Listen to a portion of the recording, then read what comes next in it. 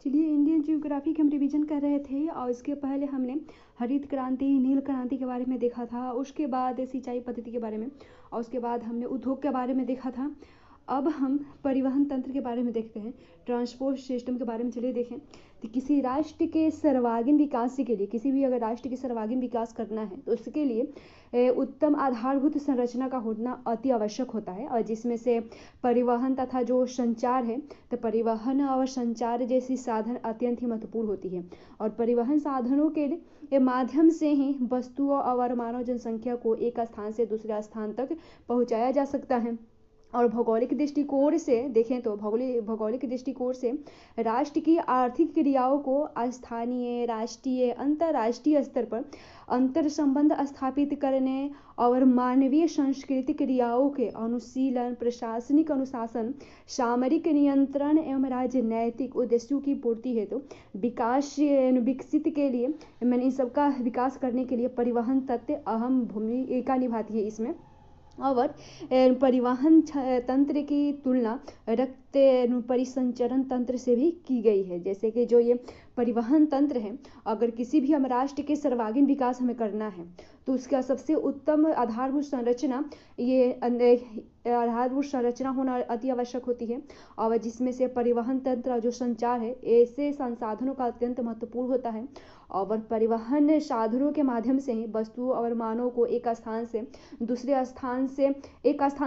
स्थान तक पहुंचाया जा सकता है। और भौगोलिक दृष्टिकोण से भी देखें तो जैसे कि राष्ट्र की आर्थिक क्रियाओं का स्थानीय तक पहुंचाना, वहाँ सुलभ कराना, और राष्ट्रीय अंतर्राष्ट्रीय स्तर पर भी अंतर संबंध स्थापित करने में भी परिवहन तंत्र काफी महत्वपूर्ण योगदान देता है। फिर मानवीय सांस्कृतिक क्रियाओं के अनुशीलन के लिए प्रशासनिक अनुशासन, सामरिक नियंत्रण एवं राजनैतिक उद्देश्यों की पूर्ति हेतु भी इन सबका विकास के लिए परिवहन तंत्र अहम भूमिका निभाता है। और इसलिए परिवहन तंत्र की तुलना रक्त परिसंचरण तंत्र से की गई। जैसे कि भारत में निम्नलिखित प्रकार के परिवहन तंत्र विकसित होते हैं, जैसे कि स्थलीय परिवहन में सड़क परिवहन, रेल परिवहन और पाइपलाइन परिवहन हो गए। फिर जलीय परिवहन हो गए। दूसरा है जलीय परिवहन में अंतःस्थलीय परिवहन और सागरीय परिवहन हो गए। फिर वायु परिवहन में स्थानीय या राष्ट्रीय परिवहन हो गए और अंतर्राष्ट्रीय परिवहन हो गया। सड़क परिवहन देखें, यानी रोड ट्रांसपोर्ट के बारे में देखें तो भारत में जन बसाव के लिए, प्रशासनिक गठन, व्यावसायिक गतिशीलता और सामरिक महत्व तथा धार्मिक क्रियाओं के प्रचार प्रसार के लिए भी प्राचीन काल से ही सड़क परिवहन विभिन्न भागों में विकसित किए गए थे। जैसे कि चंद्रगुप्त मौर्य के समय पर विकसित के लिए भी किए गए थे। जैसे कि उत्तरापथ हो गए, मगध से लेकर तक्षशिला तक इसका विकास हुआ था। फिर उसके बाद दक्षिणापथ हो गए। दक्षिणापथ ये जो है, ये मगध से लेकर अवंती तक थी, मगध से लेकर अवंती से मदुरई तक था। और फिर रेशम मार्ग हैं, इन सब का उल्लेख मिलता है प्राचीन काल में। तो जो रेशम मार्ग है वो पाटलिपुत्र से लेकर तिब्बत यानी चीन तक इसका उल्लेख मिलता है। और सिंधु घाटी सभ्यता के नगर विन्यास में सड़कों के समुचित विकास का भी साक्ष्य प्राप्त होते हैं। और मगध काल में तो शेर शाह सूरी ई मार्ग तथा मुगलों द्वारा दिल्ली से औरंगाबाद एवं वारंगल आदि तक विकसित मार्ग महत्वपूर्ण रहे हैं, जिनका उल्लेख भी मिलता है इतिहास में। और औपनिवेशिक मध्यकाल में भारत के आर्थिक शोषण, प्रशासनिक एवं राजनीतिक नियंत्रण के उद्देश्य से विभिन्न भागों में सड़क मार्गों का निर्माण किया गया, परंतु सड़क विकास हेतु संरक्षित संगठित रूप से नियोजन 1943 में नागपुर सड़क कांग्रेस द्वारा भी की गई थी। जो ये सड़कों का सुरक्षित रूप से, संगठित रूप से विकास के काम इसका 1943 में किया गया था। जो नागपुर सड़क कांग्रेस, जो नागपुर सड़क है वो कांग्रेस द्वारा बनाई गई थी। और स्वतंत्रता प्राप्ति के समय भारत में लगभग 3 लाख किलोमीटर कच्ची एवं पक्की सड़कें विकसित थी, जो कि आज लगभग 59 लाख किलोमीटर तक हो गई है, इससे भी अधिक हो गई है वर्तमान में। वर्तमान में अमेरिका के उपरांत भारत के पास दुनिया का दूसरा बड़ा सड़क नेटवर्क है। भारत में विकसित सड़क के निम्नलिखित वर्गों में रखा जा सकता है। जैसे कि मूल रूप से देखें तो नागपुर कांग्रेस ने 2 वर्गों में बांटे जा सकते, जो नागपुर के सड़क हैं, जो नागपुर कांग्रेस ने, जो नागपुर में जो कांग्रेस का सम्मेलन हुआ था, सड़कों का निर्माण हुआ था, ये जो सम्मेलन था उसमें 2 वर्गों में भी बनाए गए थे इसे। जैसे कि एक कच्ची सड़कें बनाए गए थे कांग्रेस द्वारा नागपुर में, और एक पक्की सड़कें। कच्ची सड़कें में देखें जैसे कि ग्रामीण पगडंडियां हो गए, कच्चे मार्ग हो गए, बैलगाड़ी पथ हो गए, ये सब हो गए। पक्की सड़क में जैसे राष्ट्रीय राजमार्ग हो गए, राज्य मार्ग हो गए, जिला मार्ग हो गए, ग्रामीण सड़कें हो गए, सीमा सड़कें हो गए, परिनियोजन मार्ग जैसे सीमा सड़क, एक्सप्रेसवे हो गए, उसके बाद अंतर्राष्ट्रीय महामार्ग हो गए, इन सब हो गए पक्की सड़कें में। तो ग्रामीण पगडंडियों में देखिए, ग्रामीण पगडंडियां क्या है, किसे कहते हैं? तो मानव के पग चिन्हों के निर्मित संकीर्ण पथ पगडंडियां कहलाती है। जो पगडंडियां होती है, ग्रामीण पगडंडियां, ये मानव के पग चिन्हों से निर्मित संकीर्ण पथ पगडंडियां कहलाती है, जिसमें मरुस्थल के करवा पथ एवं पर्वत के खच्चर पथ को भी सम्मिलित कर लिया जाता है। और भारत ग्रामीण अर्थव्यवस्था एवं संस्कृति का देश है, जिसमें मानव समुदाय के प्रत्येक दैनंदिन क्रियाओं में पगडंडियों की सर्वाधिक महत्वपूर्ण भी भूमिका होती है, और जिसके माध्यम से ग्रामीण जन खेती खलिहान, बाग बगीचे के साथ साथ समीप अन्य ग्रामीण केंद्रों आदि तक इससे जुड़े होते हैं पगडंडियों से। पगडंडियों के आंकड़े उपलब्ध नहीं किए जा सकते क्योंकि यह अत्यधिक निर्मित और विनष्ट होती है। हमेशा पगडंडियां अलग अलग रास्ते बन जाती हैं, फिर वो विनष्ट भी हो जाती है। हमेशा नई पगडंडियां का निर्माण होता है, फिर वो भी नष्ट होती रहती है। उसके बाद बैलगाड़ी पथ के बारे में देखें तो मैदानी एवं पठारी भागों में, ग्रामीण एवं पठारी भागों में ग्रामीण बस्तियों के आपसी अंतर संबंध, खेत खलिहान का मानव आवास क्षेत्रों से जुड़ाव बनाए रखने में बैलगाड़ियां, ऊंटगाड़ी, घोड़ा गाड़ी आदि की अहम भूमिका होती है, और जिनका निर्माण किया नहीं जा सकता, बल्कि गाड़ियों के चलने से यह स्वयं निर्मित हो जाती है, बैलगाड़ी वाले जो मार्ग होते हैं। उसके बाद ग्रामीण कच्ची सड़कें के बारे में देखें, जो गाँवों में कच्ची सड़कें होती हैं उनके बारे में देखें तो भारत में विभिन्न क्षेत्रों में मिट्टी तथा कंकड़ पत्थर के मिश्रण से निर्मित की गई कृत्रिम सड़कें, जो कि सालों भर नियत रहती है, वो ग्रामीण कृषि अर्थव्यवस्था में इस सड़क की भी अहम भूमिका होती है। प्रधानमंत्री ग्रामीण सड़क योजना या भारत जोड़ो योजना के तहत इन ग्रामीण कच्चे मार्ग को सततवाही पक्के मार्ग के रूप में परिवर्तित किया जा रहा है। देखते होंगे कि कई कच्ची पक्की सड़कें में निर्मित हो रही है। और उसके बाद आप पक्की सड़कें के बारे में देखें तो वह सड़कें जिन्हें संगठित इकाइयों द्वारा कंक्रीट रोड या डामर रोड के रूप में विकसित किया जाता है। जैसे कि सबसे पहले राष्ट्रीय राजमार्ग यानी नेशनल हाईवे के बारे में देखें तो राज्य के विभिन्न राज्यों में उपस्थित राजधानियां एवं प्रमुख बड़े नगरों को जोड़ने के लिए विकसित किए गए मार्ग राष्ट्रीय राजमार्ग कहलाते हैं। जो ये राष्ट्र के विभिन्न राज्यों में उपस्थित राजधानियां एवं प्रमुख बड़े नगरों को जोड़ने के लिए विकसित किए गए जो मार्ग होते हैं वही राष्ट्रीय राजमार्ग कहलाते हैं, यानी वही नेशनल हाईवे कहलाते हैं। और इनका निर्माण एवं प्रबंधन NHAI करता है, यानी national highway authority of India करता है। और फिर CPWC यानी सेंट्रल पब्लिक वर्क डिपार्टमेंट भी करता है, जिससे केंद्रीय लोक निर्माण विभाग हो गए, ये इनकी मदद से किया जाता है। अर्थात इनके विकास की जिम्मेदारी भारत सरकार की होती है। अब भारत में विकसित हुए सड़क मार्ग में लंबाई के दृष्टिकोण से यह केवल लगभग 2% का प्रतिनिधित्व करते हैं, यानी 1,32,000 वर्ग किलोमीटर ये प्रतिनिधित्व करते हैं। यानी कुल जितने भी भारत में सड़क मार्ग हैं उनका ये जो राज्य मार्ग हैं 2% प्रतिनिधित्व करते हैं, परंतु यात्री एवं वस्तु परिवहन में इनकी भूमिका लगभग 40% की होती है। अर्थात यह अत्यंत महत्वपूर्ण होते हैं जो राज्य मार्ग होते हैं, और इनकी महत्ता को और देखते हुए भारत जो सरकार है वो स्वर्णिम चतुर्भुज योजना उत्तर दक्षिण पूर्व पश्चिम गलियारा आदि के माध्यम से इन्हें 4 से 6 लेन में परिवर्तित कर दिया गया है। जैसे कि सागरमाला परियोजना के तहत राष्ट्रीय बंदरगाहों को राष्ट्रीय राजमार्ग द्वारा जोड़ दिया गया और भारत सरकार की भविष्यगामी परियोजना भारतमाला है, जिनके तहत प्रायद्वीपीय भारत के प्रमुख तटीय राजमार्गों के साथ साथ उत्तर भारतीय राजमार्गों से जोड़ दिया गया है। और वर्तमान में भारत में 250 से भी अधिक राजमार्ग है, जिनमें से निम्नलिखित महत्वपूर्ण है। जैसे कि भारत से बड़े और छोटे राजमार्गों का आप अध्ययन भी कर सकते हैं।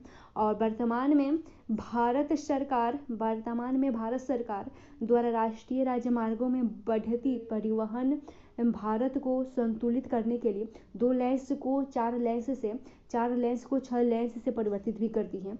उसके बाद जैसे कि राजमार्ग के बारे में देखें, जो दूसरा है राज्य राजमार्ग के बारे में देखें दूसरे में, तो जैसे भारत की कुल सड़क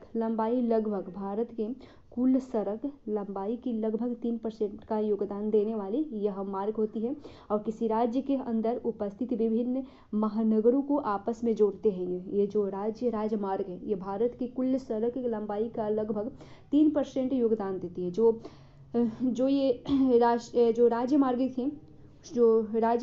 जो नेशनल हाईवे थी वो 2% प्रतिनिधित्व करती है और जो राज्य राजमार्ग है तो वो भारत में 3% योगदान देती है और किसी राज्य के अंदर उपस्थित विभिन्न महानगरों को भी आपस में जोड़ती है और राज्य राजधानियों से संपर्क स्थापित करते हैं, अर्थात इनका विकास राज्य सरकार द्वारा किया जाता है। जिनके विनियम हेतु स्टेट हाईवे डेवलपमेंट अथॉरिटी का गठन किया जाता है और यह PWD यानी लोक निर्माण विभाग की मदद से सड़कों का निर्माण एवं विकास करते हैं। और वर्तमान में भारत में राष्ट्रीय राजमार्गों की सर्वाधिक लंबाई मध्य प्रदेश हो गए, वहाँ है उत्तर प्रदेश, राजस्थान, उसके बाद महाराष्ट्र हो गए, महाराष्ट्र राज्यों में है। और इनकी ये जो राजमार्ग है, जबकि राज्यमार्ग की जो स्टेट हाईवे है उनकी सर्वाधिक लंबाई महाराष्ट्र, कर्नाटक, गुजरात, राजस्थान जैसे राज्यों में है। जैसे जो राजमार्ग है भारत की कुल सड़क की 3% योगदान देते हैं और ये महानगरों को आपस में जोड़ने में मदद भी करते हैं और राज्य राजधानी सभी संपर्क स्थापित करते हैं और इनका विकास राज्य सरकार द्वारा किया जाता है। और जिनका विनियम है तो स्टेट हाईवे डेवलपमेंट अथॉरिटी का गठन किया जाता है इनके विनियम के लिए और यह लोक निर्माण विभाग की मदद से सड़कों का निर्माण एवं विकास करते हैं। और वर्तमान में भारत में राष्ट्रीय राजमार्ग किन क्षेत्रों में हैं सर्वाधिक लंबाई वाले, तो जैसे महाराष्ट्र हो गए, उत्तर प्रदेश, राजस्थान, मध्य प्रदेश राज्यों में है। और जो राज्य मार्ग हैं सर्वाधिक लंबाई के हिसाब से तो महाराष्ट्र, कर्नाटक, गुजरात, राजस्थान जैसे राज्यों में है। भारत में सर्वाधिक पक्की सड़कों का घनत्व गोवा में है। भारत में सर्वाधिक पक्की सड़कों का घनत्व गोवा में है। और उसके बाद हम जिला मार्ग के बारे में देखें तो यह विभिन्न जिला केंद्रों को आपस में जोड़ने के साथ साथ प्रखंड या ग्रामीण केंद्रों को भी जिला मुख्यालय से जोड़ते हैं और जिनका निर्माण जिला परिषद एवं PWD द्वारा किया जाता है। PWD द्वारा किया जाता है यानी लोक निर्माण विभाग के द्वारा किया जाता है इनका निर्माण और कुल सड़क लंबाई में इनका योगदान लगभग 10% का होता है जिला मार्ग का। और उसके बाद ग्रामीण पर की सड़क के बारे में देखें तो भारत में कुल सड़क लंबाई में लगभग 71% का योगदान ग्रामीण सड़कें देती हैं और आर्थिक एवं सामाजिक क्रियाओं में महत्वपूर्ण भूमिका भी निभाती है। प्रधानमंत्री भारत जोड़ो योजना, प्रधानमंत्री ग्राम सड़क योजना आदि के तहत ग्रामीण पक्की सड़कों का विकास तीव्र गति से हो रहा है। और सीमा सड़क के बारे में देखें, जो ये सीमा सड़क है प्रतिरक्षा, सामरिक महत्व एवं पड़ोसी देशों के साथ कूटनीतिक संबंधों को बनाए रखने के साथ साथ व्यापार के उद्देश्य से सीमावर्ती भागों में सड़कों के निर्माण हेतु 1960 में BRO यानी सीमा सड़क संगठन का निर्माण किया गया और तब से लेकर आज तक संगठित सीमावर्ती भागों के साथ साथ राष्ट्र के आंतरिक दुर्गम क्षेत्रों में सड़क का निर्माण रख रखाव करता चला आ रहा है और वर्तमान तक यह सड़क लगभग 20,000 वर्ग किलोमीटर लंबी सड़कें निर्मित कर चुका है और तथा लगभग 25,000 वर्ग किलोमीटर लंबाई पर्वतीय सड़कों का रख रखाव करता है। और वर्तमान देश में सीमावर्ती भागों में अवस्थित ग्रामीण क्षेत्र में अस्थायी पुलों का निर्माण, हॉस्पिटल एवं स्कूल का निर्माण आदि कार्य भी इस संगठन द्वारा किया गया है। और जो BRO है इस संगठन द्वारा किया गया है। और मनाली से लेह सड़क का निर्माण भी इसी संगठन द्वारा किया गया है। उसके बाद अब हम अंतर्राष्ट्रीय महामार्ग के बारे में देखते हैं, यानी इंटरनेशनल हाईवे के बारे में।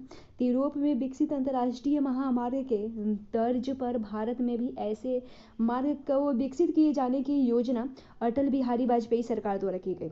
जो इंटरनेशनल हाईवे हैं इनका निर्माण के बारे में देखें तो यूरोप में विकसित अंतर्राष्ट्रीय महामार्ग के तर्ज पर भारत में भी ऐसे मार्ग को विकसित किए जाने की योजना जो अटल बिहारी वाजपेयी सरकार थी उनके द्वारा बनाई गई, जिसमें दक्षिणी एशिया को पश्चिम एशिया एवं दक्षिण पूर्व एशिया से जोड़े जाने का प्रावधान किया गया था। और भारत में सर्वाधिक सड़क घनत्व केरल राज्य में प्राप्त होते हैं, जबकि न्यूनतम घनत्व जम्मू कश्मीर राज्य के अंतर्गत पाते हैं। जो भारत में सर्वाधिक सड़क घनत्व केरल राज्य में पाए जाते हैं, जबकि न्यूनतम घनत्व अंतर्राष्ट्रीय महामार्ग के बारे में न्यूनतम घनत्व जम्मू कश्मीर राज्य में पाए जाते हैं।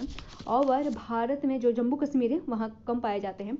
उसके बाद भारत में सड़क निर्माण एवं विकास की नई प्रवृत्ति में सड़कों को उद्योग का दर्जा दिया गया। भारत में सड़क निर्माण एवं विकास की नई प्रवृत्ति में सड़कों को उद्योग का दर्जा दिया गया, ताकि वह आसानी से बाजार से वह वित्त उगाही कर सके। और प्रधानमंत्री भारत जोड़ो योजना 2004 के तहत BOT को अपनाया गया, और जिसके तहत सड़क निर्माण में निजी कंपनियों की भागीदारी स्वीकार की गई। और भारत की सड़कें द्वारा यात्री परिवहन का 87% तथा वस्तु या माल परिवहन का लगभग 65% ढोया जाता है। अर्थात यातायात के विभिन्न साधनों में सड़क परिवहन सर्वाधिक महत्वपूर्ण साधन है। सड़कों को वितरण करने वाले कारक देखें तो जैसे भूभौतिक दशाएं हो गए, जैसे भूभौतिक दशाएं में उच्च वाच्य जैसे पर्वत पठार मैदान हो गए। और जलवायु से जैसे उच्च वर्षा, सूखा, बाढ़, मरुस्थल भूमियाँ ये वितरण के कारण होते हैं। फिर राजनीतिक कारक हो गए, फिर उसके बाद जनसांख्यिकीय कारक, सांस्कृतिक कारक, आर्थिक कारक में कृषि क्षेत्र, संसाधन क्षेत्र, औद्योगिक अवस्थिति का केंद्र हो गए, सामरिक सुरक्षा, प्रतिरक्षा, पर्यटन हो गए। सड़क परिवहन की समस्याएं कौन कौन सी हैं तो निम्न स्तरीय रख रखाव, और बस उसके बाद उच्च जन भार या यातायात दबाव हो गए, बहुआयामी यात्राएं जैसे कार, ट्रक, उसके बाद रिक्शा, पैदल पथ या एक ही पैदल पथ के जैसे पैदल पथ एक ही जैसे रोड का निर्माण के लिए इन सब का प्रयोग होता है। जैसे एक ही रोड पर ट्रक, कार, उस पर पैदल भी चलते हैं, रिक्शा भी चलता है, ये सब समस्याएं हैं। उसके बाद बहुचेक पोस्ट एवं टोल हो गए, टोल टैक्स। उसके बाद निर्माण तथा रख रखाव में व्यापक भ्रष्टाचार, सड़क दुर्घटना हो गए जैसे चोरी, डकैती, लूटमार हो गए, इन सब समस्याएं आती है सड़क परिवहन में। उसके बाद आधुनिक सुविधाओं का अभाव भी है। उसके बाद पर्यावरणीय प्रदूषण हो गए। उसके बाद बाढ़ एवं आपदा प्रभावित क्षेत्रों के सड़कों की सममितता हो गए, आंदोलन का प्रभाव जैसे किसान आंदोलन आदि हो गए। सड़क परिवहन का महत्व देखें क्या है तो एक क्षेत्र से दूसरे क्षेत्र को जोड़ते हैं, सरल संसाधन बना देते हैं और व्यापारिक कार्यों में महत्वपूर्ण भी रहते हैं। उसके बाद रेल परिवहन के बारे में देखें। अगर हम रेल परिवहन को देखें तो भारत में जो रेल परिवहन का विकास हुआ, तो रेल परिवहन का विकास औद्योगिक कालखंड में भारत का आर्थिक शोषण, सामरिक नियंत्रण, प्रशासनिक क्रियान्वयन के साथ साथ साम्राज्यवादी विस्तार के उद्देश्य से ब्रिटिश हुकूमत द्वारा किया गया था। भारत में रेल परिवहन का विकास औद्योगिक कालखंड में हुआ था और भारत का आर्थिक शोषण के लिए, सामरिक नियंत्रण के लिए, प्रशासनिक क्रियान्वयन के साथ साथ साम्राज्यवादी विस्तार के उद्देश्य से ब्रिटिश हुकूमत द्वारा की गई थी। और भारत की पहली रेलगाड़ी अप्रैल 1893 में हुई थी, बम्बई से थाने के मध्य चलाई गई थी। जो भारत में पहली रेलगाड़ी का विकास हुआ था, ये निर्माण हुआ था, तो 18 अप्रैल में 1893 में हुई थी, जो थाने से मुंबई से थाने के मध्य चलाई गई थी और इसकी दूरी 3400 किलोमीटर थी। और साम्राज्यवादी नीतियों को लागू करने, सैन्य सामानों को एक स्थान से दूसरे स्थान तक पहुंचाने एवं राष्ट्रीय आंदोलन का दमन करने के उद्देश्य से वायसराय केनिंग थे, तो वायसराय केनिंग के समय पर रेल परिवहन के विकास को गति मिली तथा सर्वाधिक गति गवर्नर जनरल कर्जन के समय प्राप्त हुई थी। और स्वतंत्रता प्राप्ति के समय भारत में कुल रेल मार्ग की लंबाई लगभग 64,000 किलोमीटर थी, और जिनमें से भारत विभाजन के उपरांत पृथक भारत में लगभग 53,000 शेष रह गई थी। और स्वतंत्रता प्राप्ति के उपरांत के वर्षों में भारत के विभिन्न क्षेत्रों में रेल लाइनों के विकास के साथ साथ रेल परिवहन के आधुनिकीकरण के व्यापक प्रयास भी किए गए थे। और वर्तमान में भारत 68,000 लंबे रेल नेटवर्क के साथ भारत में एशिया का सबसे बड़ा तथा विश्व में अमेरिका के उपरांत दुनिया का दूसरा बड़ा नेटवर्क है। जो भारत है वर्तमान में 68,000 लंबे रेल नेटवर्क के साथ भारत में एशिया का सबसे बड़ा और विश्व के अमेरिका के उपरांत दुनिया के दूसरा बड़ा नेटवर्क है। और स्वतंत्रता प्राप्ति के समय भारत में 4 प्रकार की रेल गेज लाइन एवं 2 प्रकार के रेल इंजन का प्रयोग किया जाता था। जो भारत है तो स्वतंत्रता प्राप्ति के समय भारत में 4 प्रकार के रेल गेज लाइन का और 2 प्रकार के रेल इंजन का प्रयोग किया जाता था, और जो कि निम्नलिखित है, जैसे कि बोर्ड गेज हो गए, जो ये बोर्ड गेज हो गए, फिर मेटर गेज हो गए, उसके बाद नोरो गेज हो गए, उसके बाद लिफ्ट गेज हो गए, इन सब का प्रयोग किया जाता था। उसके बाद आधुनिकीकरण के क्रम में देखें तो सर्वप्रथम भारत सरकार ने रेल गेज एकीकरण का कार्य किया। आधुनिकीकरण के क्रम में देखें तो सर्वप्रथम भारत सरकार ने रेल गेज का एकीकरण किया। रेल लाइनों का विकास करते हुए आज भारत में मेघालय तथा सिक्किम जैसे राज्यों को छोड़कर शेष सभी राज्यों में रेल लाइन है, और जिनकी कुल लंबाई लगभग 68,000 किलोमीटर है। और भारत की रेल लाइनों का विद्युतीकरण किया गया और आज लगभग 32% रेल लाइनों का विद्युतीकरण हो चुका है, जिसमें से लगभग 37% रेलगाड़ियां विद्युत इंजन द्वारा परिचालित हैं। जो भारत की रेल लाइनों हैं उनका विद्युतीकरण किया गया और आज लगभग 32% रेल लाइनों का विद्युतीकरण हो चुका है, और जिसमें से 37% रेल गाड़ियां विद्युत इंजन द्वारा परिचालित होती है। और भारत में संचालित यानी स्टीम भाप इंजन का परिचालन पूर्णतः बंद हो चुका है। इसका एक अपवाद है फेरी क्वेन है, और तथा लगभग 42% रेल इंजन विद्युत लोकोमोटिव है और अन्य डीजल लोकोमोटिव है। और रेलगाड़ियों की गुणवत्ता विकास एवं रेल इंजन के क्षमता विकास पर भी विशेष जोर दिया जा रहा है। रेल परिवहन के महत्व देखिए, इसका क्या महत्व है। तो आर्थिक महत्व में देखें तो जो आर्थिक महत्व है, जैसे परिवहन का सस्ता संसाधन और दूरगामी ये संसाधन है। जो रेल परिवहन है इसके आर्थिक महत्व के हिसाब से देखें तो इसका महत्व देखें सबसे पहले आर्थिक महत्व में, तो ये परिवहन सस्ता होता है और संसाधन और दूरगामी संसाधन है, जैसे कि यात्री के लिए, माल के लिए धन की बजट भी होता है, समय की भी बजट होती है रेल संसाधन से। उसके बाद भारत में सर्वाधिक रोजगार प्रदाता इकाई भी है, आधारभूत संरचनागत कारकों के विकास में मदद भी करता है, कृषि संसाधन एवं उद्योगों को आपस में जोड़ने में मदद करती है। उसके बाद बाजार केंद्र विकास एवं सीमित क्षेत्र से संबंध जोड़ने में भी मदद करती है। परिवहन के अन्य साधनों को फीडर के रूप में लाभ प्रदान करती है, जैसे सड़क परिवहन, जल परिवहन, वायु परिवहन हो गए। कृषिगत क्षेत्र विभिन्न उपागमों के विकास में मदद करती है, जैसे डेयरी, साग सब्जी, फल, अनाज आदि में भी महत्वपूर्ण होती है। उसके बाद भारत सरकार के लिए यह प्रत्यक्ष आय का स्रोत होती है। ये आर्थिक के महत्व के लिए भी होती है, जैसे जो चीज़ें खराब होने वाली है जल्दी एक क्षेत्र से दूसरे क्षेत्र में भी पहुंचाती है, ये सुरक्षित भी रहती है। और उसके बाद उसके बाद इसकी सामाजिक संस्कृति महत्व देखिए रेल परिवहन के, कि संपूर्ण भारतवर्ष में पहुंच की सुविधा उपलब्ध कराने के वजह से लोगों का आपसी जुड़ाव भी बढ़ जाता है। और उसके बाद रेल परिवहन सामाजिक समन्वय एवं सौहार्द के में भी मदद करती है, और सांस्कृतिक मूल्य एवं विधाएं एक राज्य से दूसरे राज्य की ओर आसानी से भी पहुंचाती है, और धार्मिक स्थानों तक पहुंच एवं तीर्थ यात्रा आदि में भी ये मदद करती है। सामरिक के महत्व देखें रेल परिवहन के, तो अन्य सैन्य साजो सामान को एक स्थान से दूसरे स्थान तक पहुंचाकर रक्षा एवं प्रतिरक्षा तंत्र को महत्वपूर्ण भी बनाती है।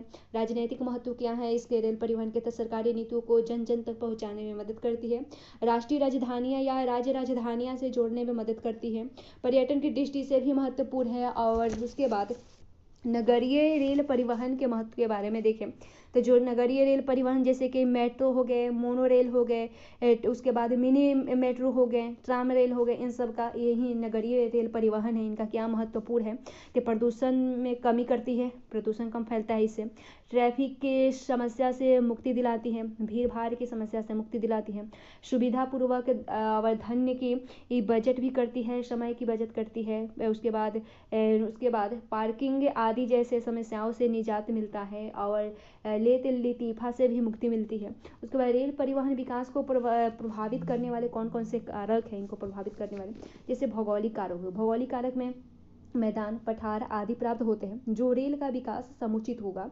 और यदि पर्वत, पहाड़ियाँ, संकीर्ण घाटी या बीहड़ क्षेत्र है तो विकास नहीं हो पाएगा उन क्षेत्रों में रेलों का। और जैसे उत्तर भारत के मैदानी क्षेत्र रेल घनत्व उच्च प्राप्त होते हैं, जो उत्तर भारत के मैदानी क्षेत्र हैं रेल घनत्व उच्च प्राप्त होते हैं, जबकि भारतीय राज्य पूर्वोत्तर राज्यों में रेल घनत्व निम्न होते हैं, क्योंकि वहाँ पहाड़ पठारियाँ ज़्यादा है। और जनसांख्यिकी कारक देखें तो जहाँ जनसंख्या घनत्व अधिक हो रेल परिवहन का समुचित है, और जहाँ जनसंख्या घनत्व कम हो वहाँ समुचित विकास नहीं है, जैसे पंजाब मैदान, गंगा का मैदान आदि उच्च जनसंख्या घनत्व वाले क्षेत्रों में सघन रेलवे जाल, सघन रेल नेटवर्क प्राप्त होते हैं, जबकि जो ये पश्चिमी राजस्थान और भारत की डेल्टाई क्षेत्र है, कच्छ के रण्य क्षेत्र में रेल घनत्व निम्न पाए जाते हैं। आर्थिक कारक देखें प्रभावित करने वाले, तो कृषि हो गए, संसाधन, उद्योग हो गए जो प्रभावित करते हैं। सामाजिक के सांस्कृतिक कारक देखें जो प्रभावित करते हैं, जैसे तीर्थ स्थल, पर्यटन स्थल, शिक्षा, स्वास्थ्य, मनोरंजन केंद्रों की भूमिका हो गई। राजनीतिक कारक देखें तो राजनीतिक इच्छा शक्ति एवं राजनीतिक नीति या रेल बजट हो गए। उसके बाद रेल परिवहन की समस्याएं कौन कौन सी आती है, समस्याएं देखें तो भारत में उपस्थित विभिन्न गेजों के रेल लाइनें, जिसकी वजह से धन, श्रम एवं समय की बर्बादी होती है, और इस समस्या से निजात हेतु गेज एकीकरण का कार्य शीघ्रता से करना होगा। अब भारतीय रेल परिवहन का वैश्विक स्तर पर प्रतिस्पर्धा न होना, अर्थात स्वच्छता, सुरक्षा एवं गति आदि की समस्याएं होती है, जैसे कि भारत में औसत रूप से रेलगाड़ियों की गति 60 से 80 किलोमीटर प्रति घंटा की होती है। वर्तमान में वंदे भारत, तेजस, राजधानी, शताब्दी एवं दुरंतो जैसी तीव्रगामी रेलगाड़ियों के द्वारा इस समस्या से निजात प्राप्त किए जाने का प्रयास किया जा रहा है। और रेल परिवहन में भारत के विभिन्न क्षेत्रों में चोरी, डकैती, लूटमार आदि के साथ साथ रेल दुर्घटना से भी असुरक्षा का माहौल बना रहता है। और उसके बाद भारत रेल परिवहन की लेट लतीफ़ा जग जाहिर होती है, और रेल एवं सड़क परिवहन की प्रतिस्पर्धा से दोनों साधन एक दूसरे को आर्थिक रूप से क्षति भी पहुंचाते हैं। जो रेल एवं सड़क परिवहन की प्रतिस्पर्धा से दोनों एक दूसरे को आर्थिक रूप से क्षति भी पहुंचाते हैं। पुरानी रेल लाइनें, रेलवे पुल आदि के कारण जो पुरानी रेल लाइनें हो गए, रेलवे पुल हो गए जो पुरानी हैं, उनके इस सब आदि के कारण गति मंद होने के साथ साथ रेल दुर्घटनाएं जैसी समस्याएं भी आती हैं। और रेल परिचालन में लागत लाभ अनुपात अनुकूल नहीं है, जिससे अक्सर रेल परिचालन भारत सरकार के लिए घाटे का विषय होता है। दोषपूर्ण निर्णय प्रक्रिया एवं धीमी नियोजन प्रक्रिया से रेल परिवहन विकास धीमा हो जाता है, और असुरक्षा, दुर्घटना एवं लेट लतीफ़ा जैसे समस्याओं से बचने हेतु लोक सड़क या वायु परिवहन जैसे साधनों का प्रयोग भी कर लेते हैं। और भारत में अधिकांश रेल इंजन, रेल कोच पुराने हैं, जो कि अंतर्राष्ट्रीय मानकों के अनुरूप नहीं हैं। उसके बाद चैन पुलिन, रेलवे ट्रैक आंदोलन, उसके बाद नक्सिज्म आदि जैसे भी रेलगाड़ियों की परिचालन दुष्प्रभावित होते हैं और यात्री गाड़ियों एवं मालगाड़ियों एक ही ट्रैक से चलने के कारण रेलवे ट्रैक पर अत्यधिक रेलगाड़ियों का दबाव भी पड़ता है। समस्या से निजात के उपाय देखें, समस्या से क्या उपाय हैं, निजात मैंने इनसे उभरने के लिए क्या उपाय हैं। तो भारतीय रेल को दुर्घटना मुक्त बनाने हेतु सिमरन तथा त्रिनेत्र जैसे उपकरणों का प्रयोग करना है और उसके बाद डेडिकेट फ्यूग्यूट कैरिहीटर का निर्माण करना जरूरी है और सेमी बुलेट ट्रेन की भी योजना की ज़रूरत है। उसके बाद ई टिकट और कैटरिंग आदि सुविधाओं की ज़रूरत है और पुराने रेल कोच एवं इंजन के स्थान पर नए कोच एवं इंजन का प्रयोग करना जरूरी है। स्वच्छ रेल हेतु बायो टॉयलेट का भी उपयोग करने की ज़रूरत है और स्वच्छ हेतु निजी क्षेत्रों की भागीदारी भी जरूरी है। महिला सुरक्षा की विशेष उपाय, महिला सुरक्षा बल की नियुक्ति करनी चाहिए और पर्यटन विकास हेतु palace on wheel, fairy queen Maharaja और डेक्कन ओडिसी ट्रेन का परिचालन जरूरी है और उच्च दक्षता या क्षमता वाले रेल इंजन का निर्माण हो ताकि कोचों की संख्या बढ़ाकर जनभार में नियंत्रित किया जा सके और रेल परिवहन को अत्याधुनिक बनाए जाने हेतु निजी क्षेत्रों की भागीदारी जरूरी है और माल ढुलाई क्षेत्र में भी निजी क्षेत्र की भागीदारी जरूरी है और नगरीय परिवहन को सुचारू बनाए रखने हेतु metro rail, mono rail, mini metro rail आदि की समुचित विकास किया जाने की जरूरी है। उसके बाद पाइपलाइनों के बारे में देखें, भारत में पाइपलाइनों के बारे में देखें तो पाइपलाइन जो है इनका उपयोग देखें तो तेल का परिवहन में उपयोग होता है, जल परिवहन, प्राकृतिक गैस परिवहन, तरल गर्म धातु अयस्क का परिवहन किया जाता है। उसके बाद इसका लाभ क्या है, तो इन पाइपलाइनों का लाभ क्या है, तो इनके लाभ देखें जैसे कि इनका लाभ है लो मेंटेनेंस से, उसके बाद लो कैश हैं, उसके बाद स्थान की बर्बादी नहीं होती है। उसके बाद समस्या क्या है, लीक की समस्या है, जैसे लीक अगर होगा तो उससे पता नहीं लगाया जा सकता, पता लगाना कठिन है। उबड़ खाबड़ जगहों में बिछाना भी कठिन है इन पाइपलाइनों के। उसके बाद जल परिवहन के बारे में देखें, जल परिवहन के बारे में इसकी विशेषताएं देखें।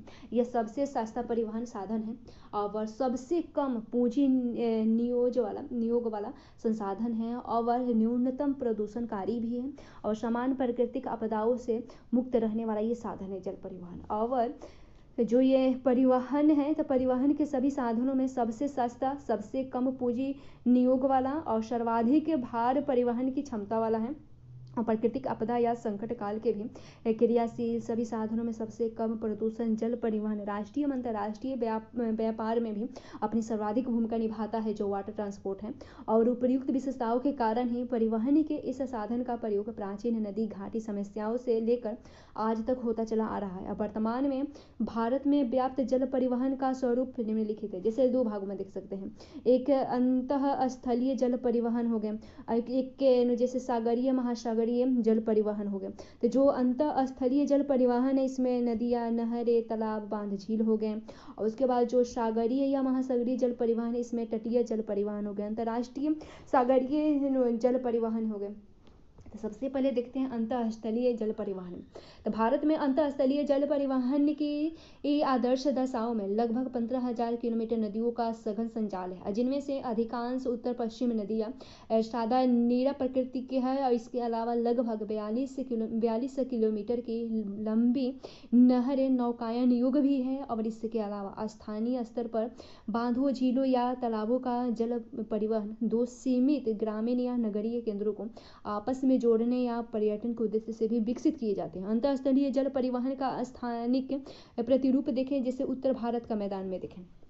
तो जो उत्तर भारत के मैदान में देखें तो यहाँ समतल धरातलीय क्षेत्र है, विशाल सादा नीरा नदियों के साथ साथ लंबी तथा बड़ी नहरों का स्थान सघन संजाल है और इस भाग में आंतरिक जल परिवहन विकास की अनुकूलता का मुख्य कारण भी है और नहरों में ऊपरी तथा निचली मार्ग केनाल, घघरा नदी, रामगंगा नहर तथा इंदिरा गांधी के केनाल जैसे बड़ी नहरें उपलब्ध भी हैं यहाँ पर उत्तर पूर्वी मैदान में। उसके बाद पूर्वोत्तर पूर्वोत्तर भारत में देखें तो पूर्वोत्तर भारत में असम घाटी में अपवहित पूर्वोत्तर भारत में असम घाटी में अपवहित ब्रह्मपुत्र तथा उसकी सहायिकाओं के तट पर अवस्थित बड़े बंदरगाह नगर तथा अधिवासी केंद्र जल परिवहन का प्रयोग स्थानीय रूप से प्रचुर मात्रा में करते हैं। और प्रायद्वीप में देखें, जो प्रायद्वीप है तो प्रायद्वीपीय नदियाँ मौसमी प्राकृतिक है तथा पठारी स्वरूप होने के कारण जलप्रपात एवं क्षिप्रिका युक्त हैं। और जहाँ अत्यंत जल परिवहन का समुचित विकास नहीं हो पाता है और परंतु तटीय मैदानी क्षेत्रों में से संलग्न डेल्टा क्षेत्र एवं नहरों के साथ साथ ज्वार नद मुख आदि जल परिवहन से सहायक भी है।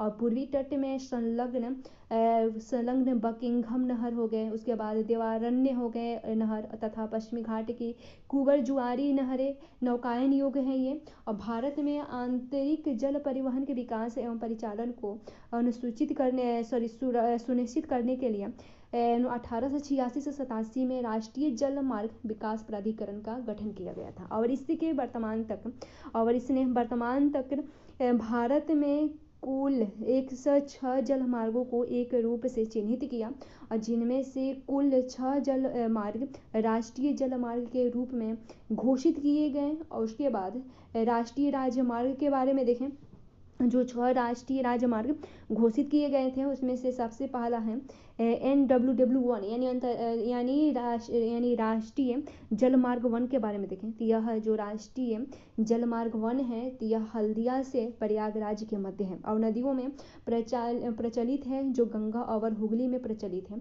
और इस कुल लंबाई इसकी 1620 किलोमीटर है और भारत के सबसे लंबे जल मार्ग में से एक है। और इसके तट पर कोलकाता, उसके बाद टीटागढ़, उसके बाद टीटागढ़ या टीटानगर हो गए, उसके बाद भागलपुर, मुजफ्फरपुर, पटना, बनारस, इलाहाबाद जैसे नदियां बंदरगाह उपस्थित हैं। और इस मार्ग द्वारा जूट, कागज, अनाज यानी चावल भी हो गए, मछली, लकड़ी, कोयला आदि का परिवहन किया जाता है। और फल, शाक सब्जी एवं डेयरी उत्पादन का भी परिवहन इसके मार्गों से नहीं किया जाता है क्योंकि यह शीघ्र विनिष्ट होने वाली गुणों से युक्त होती हैं, जो शाक सब्जी या डेयरी हो गए। और जबकि जल परिवहन का एकमात्र साधन है। और हुगली नदी में सालों भर जल की आपूर्ति बनाए रखने हेतु फरक्का बैराग नाम बांध गंगा नदी पर बनाया गया है ताकि हुगली नदी में सालों भर जल भरा रहे। उसके बाद दूसरा NWW2 है यानी राष्ट्रीय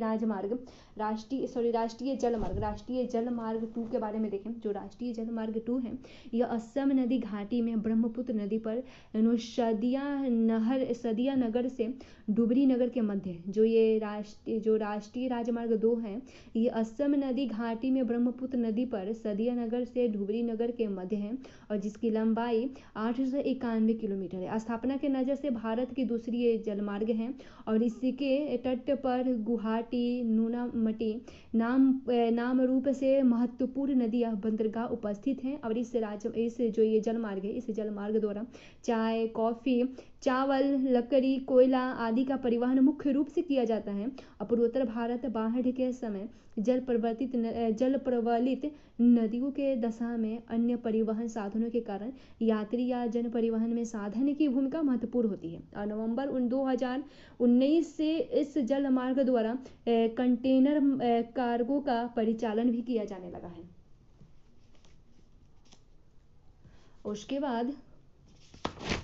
उसके बाद तीसरा है जैसे राष्ट्रीय जलमार्ग 3 है। राष्ट्रीय जलमार्ग 3 देखें, यह केरल राज्य से 3 नहर जलमार्गों को मिलाकर प्रारंभ किया जाता है। जो ये राष्ट्रीय जलमार्ग 3 है ये केरल राज्य से 3 नहर जलमार्गों को मिलाकर प्रारंभ किया गया है।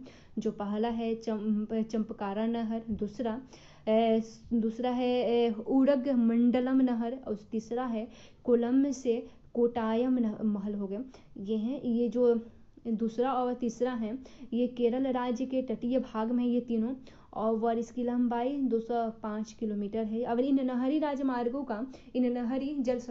जलमार्गों द्वारा कोलम एवं कोटायम के अलावा अलेपी, कोचीन, एर्नाकुलम जैसे महत्वपूर्ण नगर अवस्थित भी है। और इस जलमार्ग द्वारा नारियल के रसों से निर्मित उत्पादन के अलावा गरम मसाला, रबर, चावल तथा मछली आदि का परिवहन किया जाता है।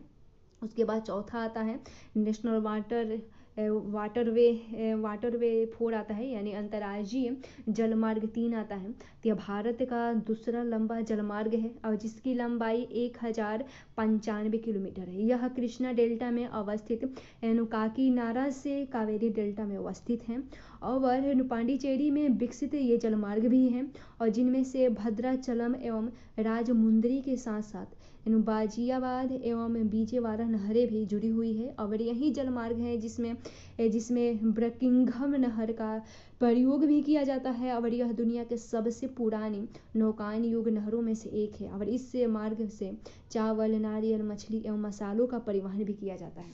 उसके बाद पांचवा है जो राष्ट्रीय जलमार्ग पांचवा हो गया, ये ओडिशा में है। तो ओडिशा में एक नदी ब्रह्मपुत्र, एक बैतरणी और महानदी के डेल्टा क्षेत्र में था और उसके बाद ये जिससे एक पूर्वी तट नहर जलमार्ग के नाम से जाने जाते थे और दूसरी तालचेरी से धमरा के मध्य ब्रह्मपुत्र नदी जलमार्ग पर है और वह पूर्वी तट नदी मार्ग जीवन खली से प्रारंभ होता है और वह ये जो है पारादीप तक जाता है और जिसकी कुल लंबाई 623 किलोमीटर है। इस मार्ग द्वारा मुख्य रूप से कोयला, मैग्नीज, काजू एवं चावल आदि का परिवहन किया जाता है। जो ये राष्ट्रीय जलमार्ग 5 है, ये ओडिशा में एक नदी ब्रह्मपुत्र, एक बैतरणी और महानदी के डेल्टा क्षेत्र में है जिसे पूर्वी तट नहर जिसे एक पूर्वी तट नहर जलमार्ग के नाम से भी जाना जाता है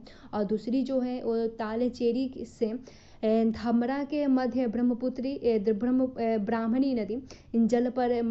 ब्राह्मणी नदी जलमार्ग में है दूसरी, और पहली जो है ये पूर्वी तट पर है और दूसरी ब्राह्मणी नदी जल मार्ग है ये धमरा में।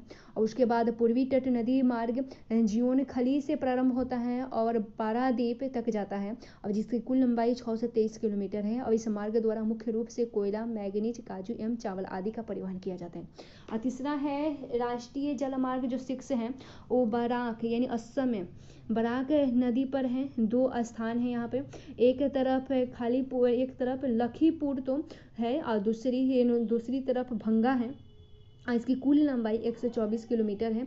यह स्थानीय वस्तु एवं जन परिवहन में भागीदारी निभाती है जिसमें सिलचर एवं बदरपुर जैसे मुख्य नदियाँ बंदरगाह अवस्थित भी है। और अंतःस्थलीय या आंतरिक जो जल परिवहन है उसकी समस्याएं कौन कौन सी है, इसकी समस्याएं देखें। नदियों का मौसमी जल परिवहन प्रतिरूप यानी वर्षा काल में बाढ़ तो होते हैं लेकिन शेष काल में सूखा हो जाते हैं और वर्षा काल में परिवहन में बाढ़ की समस्या से नौकायन के पलटने का खतरा भी रहता है और जबकि अंतरा वर्षा काल में जल की कमी के कारण जल उथले होते हैं और जिनमें नौकायन संभव नहीं हो पाती है। दूसरी इसकी समस्या है ग्रीष्म काल में नदियों के जल की कमी हो जाना और जिससे नदियों की धाराओं में रुकावट के साथ साथ जल की गहराई अत्यंत निम्न होने से नौकायन संभव नहीं हो पाती है। तीसरा कारण है कि शीतकाल में अत्यधिक सिंचाई के लिए उद्योग किए जाने वाले जल की मात्रा में नदियों में परिवहन कम हो जाते हैं जिससे नौकायन में रुकावट आ जाती है। चौथा कारण है कि समस्या इसका कि उत्तर भारतीय सादा नीरा नदियों में अवसाद की मात्रा अधिक होते हैं जिसके कारण से नदियों की तली उथली हो जाती है जिससे नौकायन में बाधा पहुंचती है। पांचवा समस्या है कि प्रायद्वीपीय भारतीय नदियाँ प्रायद्वीपीय पठार से अपवहित होने के कारण जलप्रपात एवं छिप्रिका युक्त हैं जिनमें से नौकायन असंभव है और इसलिए केवल तटीय मैदानों एवं डेल्टा क्षेत्रों के समीप ही नौकायन संभव हो पाते हैं। छठा कारण है समस्या है इसकी कि पश्चिमी घाट से पश्चिमी डाल से पश्चिमी की ओर अपवाहित नदियाँ तेज ढाल वाली हैं और जिनका जल वेग उच्च है तथा मुहाने के समीप जल ज्वार नद मुखों का निर्माण करती है और इसलिए भी इनमें नौकायन संभव नहीं हो पाती है। बहुउद्देशीय परियोजना के तहत नदियों में निर्मित बांधों से निचली नदी घाटियों में जल की कमी हो जाती है तथा नदियाँ सूख जाती है और मैदानी क्षेत्रों में नदियों के अत्यधिक विसर्पण होते हैं तथा मुहाने के समीप नदियों की गुणफित धाराओं के कारण नौकायन में बाधा भी पहुंचती है और सागरीय जलमार्ग के बारे में देखें तो सागरीय जलमार्ग के बारे में देखें तो इसमें राष्ट्रीय या तटीय जलमार्ग के हैं। तो जो राष्ट्रीय या तटीय जो जलमार्ग है ये भारत में पूर्वी एवं पश्चिमी तटों की मिलाकर 13 बड़े राष्ट्रीय बंदरगाहों के साथ साथ लगभग 200 से अधिक स्थानीय महत्व के बंदरगाह है जो कि तटों में अवस्थित नगरों के साथ साथ उन नगरों से जुड़े हुए हैं जो भौगोलिक क्षेत्र हैं, जैसे कि पश्चिम प्रदेश हो गए वहाँ के, और पश्चिम प्रदेश किसी बंदरगाह से जुड़ा हुआ वह भौगोलिक प्रदेश है जिसके लिए वह बंदरगाह वस्तुओं एवं सेवाओं की पूर्ति करता है तथा स्वयं भी उस प्रदेश की सेवाओं से पोषित भी होता है। और जो बंदरगाह जितना अधिक वस्तुओं एवं सेवाओं का आयात एवं निर्यात करता है उसका पश्चिम प्रदेश उतना ही बड़ा पाया जाता है। और वर्तमान में विशाखापट्टनम बंदरगाह का पश्चिम प्रदेश सबसे बड़ा है। उसके बाद भारत में प्रमुख बंदरगाह के बारे में देखें कौन कौन से हैं, जैसे कांडला पोर्ट हो गए। जो कांडला पोर्ट है ये गुजरात राज्य में कच्छ खाड़ी तट पर अवस्थित है और बंदरगाह यह एक ज्वारीय बंदरगाह है। और भारत वर्तमान में इसका नामकरण दीनदयाल उपाध्याय बंदरगाह के नाम से जाना जाता है। जो कांडला पोर्ट है इसे वर्तमान में दीनदयाल उपाध्याय बंदरगाह के नाम से जाना जाता है। ये गुजरात राज्य के कच्छ खाड़ी तट में है और यह कच्चे तेल एवं विभिन्न प्रकार की मशीनरी का आयातक है, जैसे कि सूती वस्त्र हो गए, सीमेंट, उसके साथ भी कुछ और वस्तुओं का आयात करता है जैसे सूती वस्त्र, सीमेंट, दुग्ध उत्पादन एवं मछलियों का निर्यातक ये बंदरगाह भी है। जैसे आयात ये मशीनरियों का करता है और तथा आयात निर्यात ये सूती वस्त्र, सीमेंट, दुग्ध उत्पादन एवं मछलियों का निर्यातक बंदरगाह भी है ये। उसके बाद मुंबई पोर्ट के बारे में देखें, ये 7 द्वीपों पर अवस्थित यह प्रदेश का सबसे बड़ा बंदरगाह है। जो ये मुंबई पोर्ट है यह 7 द्वीपों पर अवस्थित यह देश का सबसे बड़ा बंदरगाह है जो वर्ष कागज उद्योग के बाद अब हम खनिज आधारित उद्योग के बारे में देखें। इसमें सबसे पहले खनिज आधारित उद्योगों में लौह इस्पात के बारे में देखते हैं। वर्तमान औद्योगिक परिवहन आर्थिक क्रांति का आधार स्तंभ जिसके बिना आधारभूत संरचना विकास की संकल्पना नहीं की जा सकती। स्थानीयकरण देखें, जो लौह इस्पात है वर्तमान में औद्योगिक परिवहन आर्थिक क्रांति का आधार स्तंभ है जिसके बिना आधारभूत संरचना विकास की जितनी भी आधारभूत संरचनाएं होती है उसके विकास की संकल्पना लौह इस्पात के बिना हम नहीं कर सकते। लौह इस्पात के स्थानीयकरण के बारे में देखें तो यह एक भारी हास्य उद्योग है जिसमें लगभग 4.5 टन कच्चे माल के प्रयोग से 1 टन इस्पात उत्पादित किए जाते हैं जिसका प्रमुख कच्चा माल लोहा एशक, कोयला, चूना पत्थर, मैग्नीज और अन्य है। भारी हास्य प्रकृति का होने के कारण इस उद्योग का विकास मूल रूप से लोहा एशक या कोयला उत्पादन क्षेत्रों में किया जाता है। जो ये लोह इस्पात है इसका भारी हास्य भी होता है। और उसके बाद ये जो उद्योग हैं इनका विकास वहीं होते हैं जहाँ लोह आयशक या कोयले के उत्पादन किए जाते हैं उन्हीं क्षेत्रों में लोह इस्पात का भी प्राप्ति होती है। और भारत में इस्पात निर्माण का प्राचीनतम साक्ष्य दिल्ली मेहरौली स्तंभ के हैं। और उससे देखा जा सकता है दिल्ली में जो मेहरौली में लोह स्तंभ है उसे हम देख सकते हैं। परंतु प्रथम इस्पात जो सन 1870 में दामोदर नदी तट पर पश्चिम बंगाल के उल्टी नामक स्थान पर स्थापित किए गए हैं। और उसके बाद प्रथम आधुनिक सफल संयंत्र 1907 में जमशेदपुर में निजी क्षेत्र द्वारा स्थापित किए गए हैं। और यहाँ से इस्पात का उत्पादन 1911 1913 से प्रारंभ होता है। 1917 में 1917 से 1919 के दौरान हीरापुर, उसके बाद बर्नपुर एवं कुल्ही में इस्पात संयंत्र स्थापित किए गए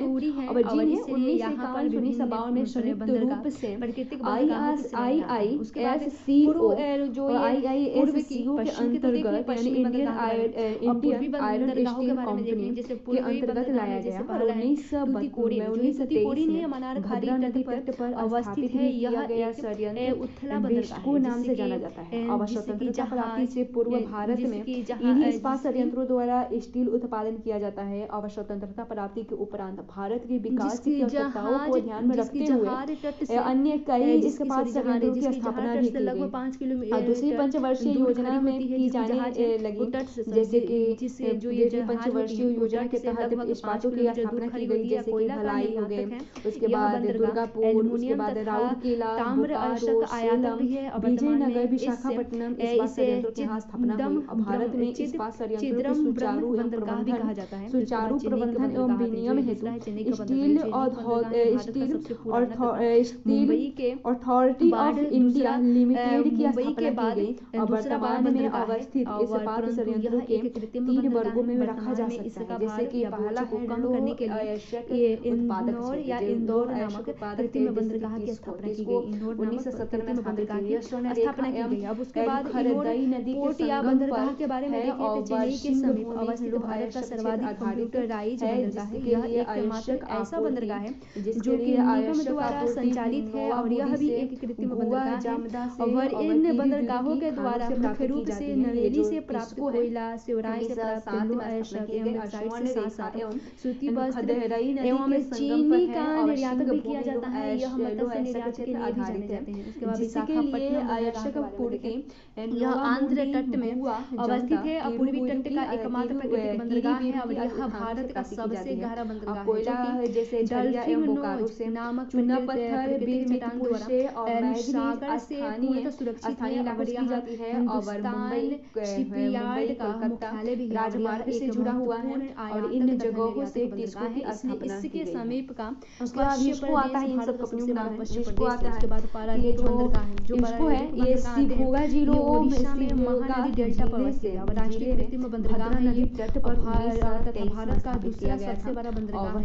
उसके बाद लोह अयस्क मैंगनीज बाबा बुदन पहाड़ियों कोयला से प्राप्त की जाती है। बाबा बुदन की पहाड़ी की जो केमान गुंडी है, केमान गुंडी के खानों से प्राप्त की जाती है। कोयला सिंहरौली कोल के क्षेत्र से प्राप्त किए जाते हैं और वह चूना पत्थर स्थानीय इलाकों से वर्तमान में इससे उसके बाद हल्दिया बंदरगाह पूर्वी तट के हल्दिया बंदरगाह है हल्दी नदी के मुहाने पर अवस्थित है, जिसकी स्थापना कोलकाता बंदरगाह के मदद से की गई है। और कोलकाता एक नदी बंदरगाह है जहां बड़ी जहाजें यूएसएसआर के सहयोग से इसलिए यह स्थापित किए गए ज्वारी बंदरगाह है। कोलकाता तथा हल्दिया से मत्स्य, चावल, जूट, कोयला, सूती वस्त्र आदि का बिलासपुर एवं कोडबा की खानों से प्राप्त किए जाते हैं। चुना पत्थर में काल पहाड़ी राष्ट्रीय जल परिवहन के बाद अब हम देखते हैं अंतर्राष्ट्रीय जल परिवहन के बारे में। अंतर्राष्ट्रीय जल परिवहन जैसे कि मलक्का राजमार्ग हो गए, स्वीज जलमार्ग हो गए, आशा अंतरिप जलमार्ग हो गए, उसके बाद राउरकेला और पनामा नहर जलमार्ग हो गए। ये गजरत पहाड़ी से जो राउरकेला है, गजरत पहाड़ी में संघ एवं दक्षिण कोयला नदी के संगम पर जर्मनी के सहयोग व्यापार के संदर्भ में जिला में ये स्थापित है। राउरकेला मैंगनीज की स्थापित स्थानीय व्यापार से प्राप्त करता है। बदामा पहाड़ी अंतरराष्ट्रीय जलमार्ग है, अंतरराष्ट्रीय जलमार्ग का अहम उसके बाद कोयला दामोदर एवं महानदी घाटी से जलमार्ग द्वारा अंतरराष्ट्रीय अमरकंटक पहाड़ एवं मलक्का जलमार्ग के खानों से प्राप्त करता है। उसके बाद जलमार्ग के सहारे सेलम स्टील प्लांट है, जो सेलम स्टील प्लांट है ये सेवराय पहाड़ी में ये आयशर की प्राप्ति करता है कि सेवराय पहाड़ी में अवस्थित कोयला की प्राप्ति का व्यापार भी किया जाता है, जैसे मलक्का सेवराय पहाड़ी से भारत भी चित्रदुर्ग की खानों से प्राप्त करता है। और चूना पत्थर की प्राप्ति ये सेवराय पहाड़ी से यह भारत में एकमात्र जंग रोधक इस्पात उत्पादक है। उसके बाद विजयनगर स्टील प्लांट, दक्षिण ये विजयनगर स्टील प्लांट जो है यानी बेल्लारी तुंगभद्रा नदी तट पर अवस्थित है और लोह अयस्क हॉस्पेट एवं बेल्लारी की खानों से प्राप्त करता है। कोयला स्टील मूल्य एवं गांधन घाटी से प्राप्त करता है और महत्वपूर्ण जलमार्ग प्राप्त स्थानीय इलाकों से और चूना पत्थर ये लाल सागर एवं भूमध्य सागर को जोड़ने वाली एक स्थापित स्टील प्लांट निर्माण लोह अयस्क के बारे में देखें, जो IISCO है यानी इंडियन आयरन स्टील जो कंपनी है ये पश्चिम बंगाल उसके बाद आसाम जिला दामोदर घाटी में उसके बाद आदि झीलों को जोड़ते हुए यह नहर बनाई गई और वर्तमान में इस नहर के माध्यम से भूमध्य सागर तट पर अवस्थित देशों का व्यापार भी किया जाता है। आशा अंतरिक्ष जलमार्ग के बारे में देखिए, आशा गजरत पहाड़ी से सुंदरगढ़ मयूरभंज एवं जो मयूरभंज के खानों से प्राप्त किए जाते हैं। दक्षिणतम उसके बाद कोयला स्थानीय दामोदर घाटी, रानीगंज पलामीगंज से चुना पत्थर, पलामू एवं डाल्टनगंज क्षेत्रों से होते हुए प्राप्ति मैग्नीज गजरत पहाड़ी से जल दामोदर तस्मानिया के मध्य दिल्ली अवस्थित है कलकत्ता और इस रेल जलसंधि मार्ग के पर माध्यम से अवस्थित ऑस्ट्रेलिया, लोह न्यूजीलैंड एस्टेट यानी के स्टील साथ प्लांट के साथ बारे में दक्षिण देखें, अमेरिकी प्रशांत दिल्ली महासागर कलकत्ता तटीय रेल देशों मार्ग का पर व्यापार अवस्थित किया है। जाता है। कि यहाँ उसके बाद जो ये दुर्गपुर पचवा में है देखें, सबसे पनामा पहले नहर दुर्गपुर में जलमार्ग, ब्रिटेन के सहयोग यह से जो जलमार्ग ऊपर से प्रशांत महासागर यहाँ को पर ये अटलांटिक ब्रिटेन महासागर के से सहयोग से जोड़ने में स्थापित किए गए मदद थे करती है। दुर्गापुर में। इनके उसके साथ बाद बोकारो देखें यानी झरिया, ये अंतर्राष्ट्रीय झारखंड जलमार्ग में विकास की बोकारो बाधाएं में देखें, विकास ये में कौन सी सोवियत बाधाएं संघ भारत के सहयोग से पश्चिम तट को जोड़ते सोवियत संघ के सहयोग भारत से के पश्चिमी स्थापित तट किए को गए थे छोड़कर और पूर्वी स्थापित तट क्षमता के प्राकृतिक आधार पर बंदरगाह भारत का सबसे बड़ा के स्टील अनुकूल प्लांट नहीं है और ये। भारत के उसके बंदरगाहों बाद में आवश्यक आता वस्तुओं है के ये मांग के ऑस्ट्रेलिया अनुरूप के लैंडिंग एवं और लैंडिंग की समुचित ऑस्ट्रेलिया व्यवस्था से भी नहीं लाया है जाता है यहाँ और इन जहाजों को भूमि एवं गजरत पहाड़ी के उतासरे को खानों से अपनी बारी लाया भी का जाता है कई चूना दिनों पत्थर तक इन सब इंतजार भी का करना पड़ता है।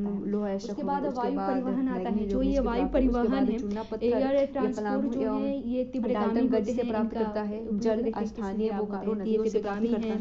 महंगा भी है और उसके बाद तटीय अवस्थित आधारित स्टील प्लांट के बारे में देखें कि भारत की जो तटीय क्षेत्रों में कौन कौन से स्टील प्लांट स्थापित हैं, जैसे विशाखापट्टनम।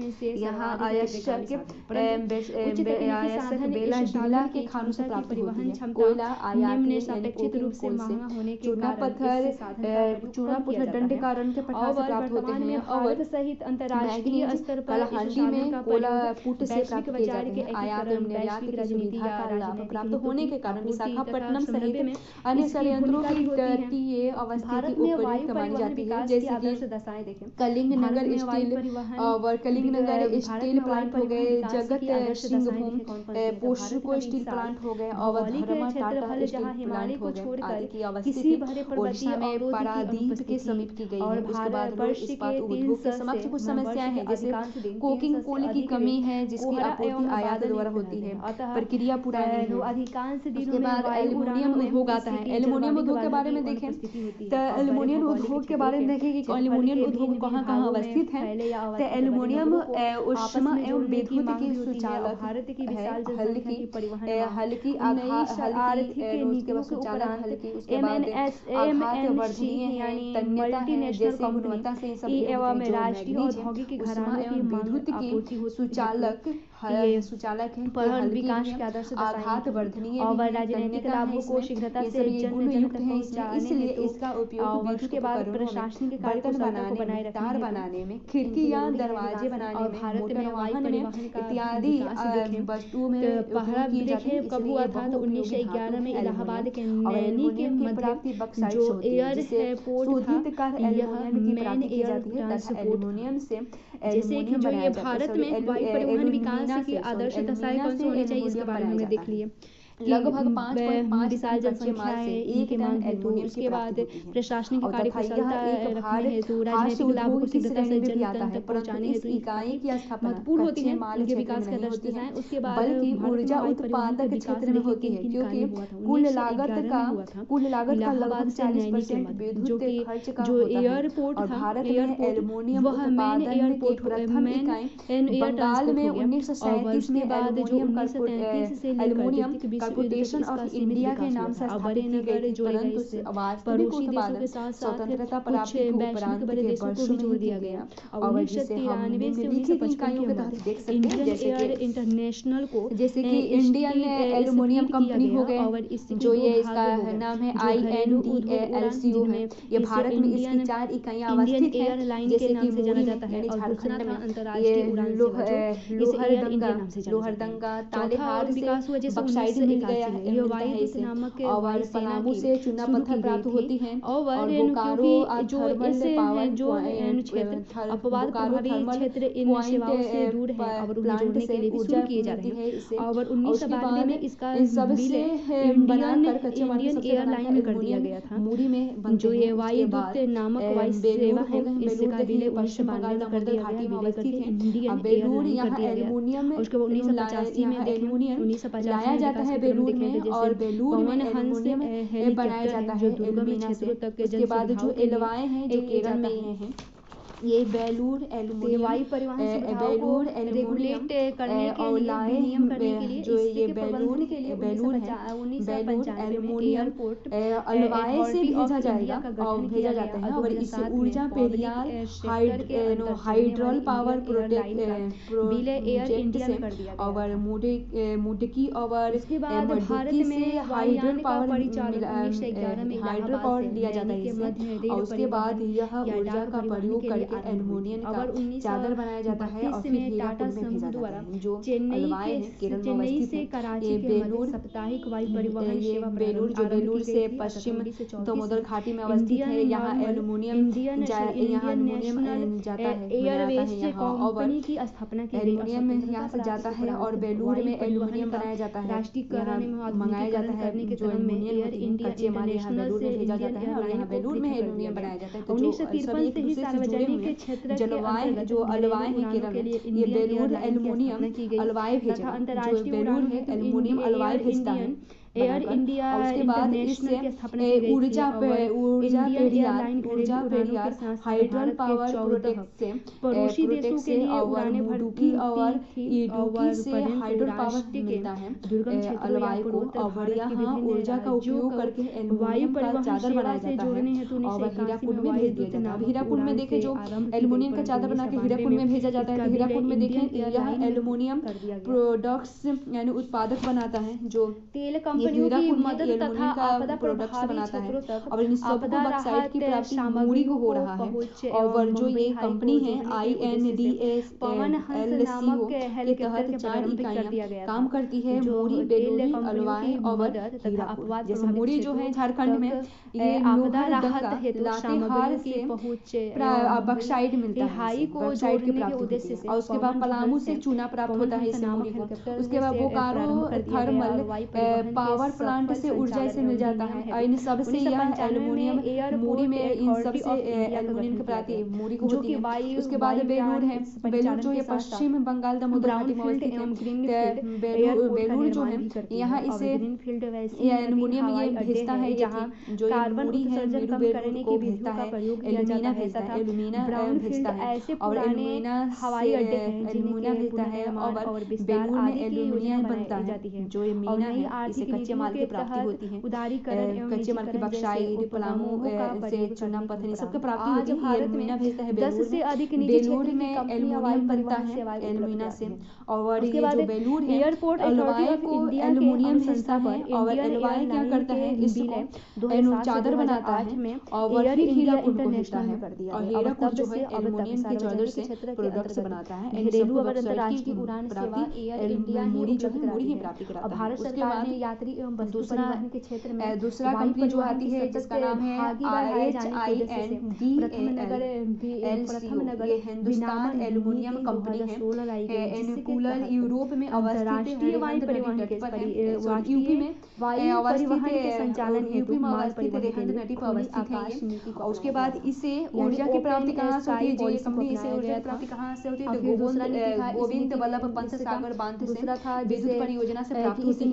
बॉक्साइट इसे पार्टलैंड एवं अमरकंटक पठार के खानों से होती है। चूना पत्थर विंध्याचल से संबंधित कंपनी। उसके बाद तीसरा है जिसका नाम है BALCO, ये भारत एल्युमिनियम कंपनी है, अवस्थित ये कोरबा में है और इसे ऊर्जा की प्राप्ति कोरबा थर्मल पावर प्लांट से होती है और अमरकंटक पठार से होती है। चूना पत्थर से अमरकंटक पठार से होती है। उसके बाद जो ये BALCO है, इसके अलावा अन्य 2 षड्यंत्र भी हवाई अड्डे कर रही है, जैसे कि रत्नागिरी में और बढ़ाकर 127 करना था।